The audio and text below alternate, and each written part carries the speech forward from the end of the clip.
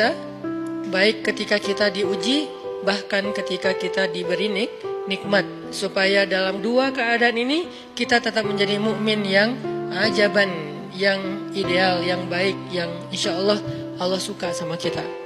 Kalau diuji sabara fakana khairallah, kalau diberi nikmat syakara fakana khairallah. Kalau dia diuji dia bersabar dan itu kebaikan untuk dia. Ternyata diuji ujung-ujungnya baik. Lewat apa ujian menjadi kebaikan? Lewat sabar. Bukankah Allah bilang wabasyiris sabirin? Sampaikan berita gembira kepada orang yang sabar. Ada banyak kebaikan yang Allah sediakan untuk orang yang sabar kalau dia sabar. Dan kalau diberi nikmat syakara.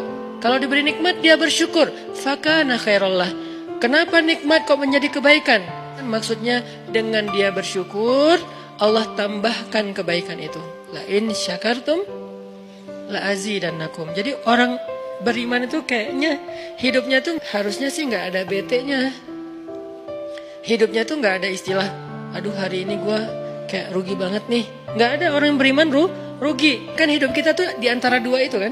Cuman varian ujian itu aja macam-macam. Varian ujian itu misalnya kalau di surat Al-Baqarah Allah menyebutkan 3 varian ujian kan. Ba'sa, dharra, zulzilu. Ujian fisik, ujian harta. Harta ini termasuk karir, kerjaan, usaha, bisnis. Dan ujian zulzilu, ujian perasaan, termasuk diputusin.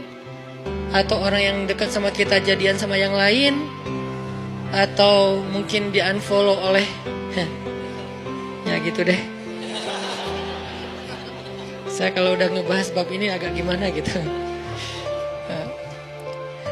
Jadi 3 varian ini masuk kategori apa? Masuk kategori ujian. Tetap aja 2. Kalau nggak ujian nikmat. Antara 2 itu nih.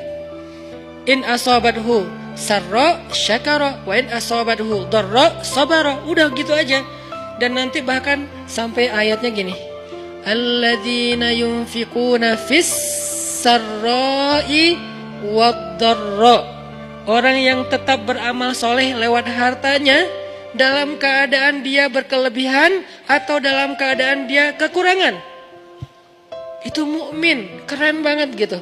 Dia tuh nggak pernah kehilangan kesempatan berbuat baik. Baik beramal soleh ketika dia dalam keadaan dikasih nikmat, maupun beramal soleh ketika dia dikasih ujian, tetap aja beramal soleh. Contoh yang ayat tadi, yunfikuna fis sarra, berinfak dalam keadaan sarra, dalam keadaan bahagia, senang, lagi dapat untung gitu kan. Ataupun yunfikuna fid dharra, tetap berinfak walaupun dia dalam keadaan dharra, dalam keadaan susah. Dalam keadaan dor itu kan bahaya. Ini kalau saya infak nih bahaya nih buat saya nih. Kalau saya kasih nih saya kayak nggak ada tabungan buat mahar nih. Kalau saya kasih ke dia, terus saya gimana? Gitu kan? Ini dor banget nih, bahaya banget nih. Tapi dia tetap berinfak. Siapa yang mencontohkan hal seperti itu? Selain pastinya Rasulullah udah gak diragukan lagi. Yang jadi kayak simbol berinfak walaupun dia butuh. Orang-orang Ansor. Yu'thiruna ala anfusihim walau kana bihim khasasah. Mereka mendahulukan orang muhajirin atas dirinya sendiri. Walaupun sebetulnya dia juga butuh kepada kebaikan itu.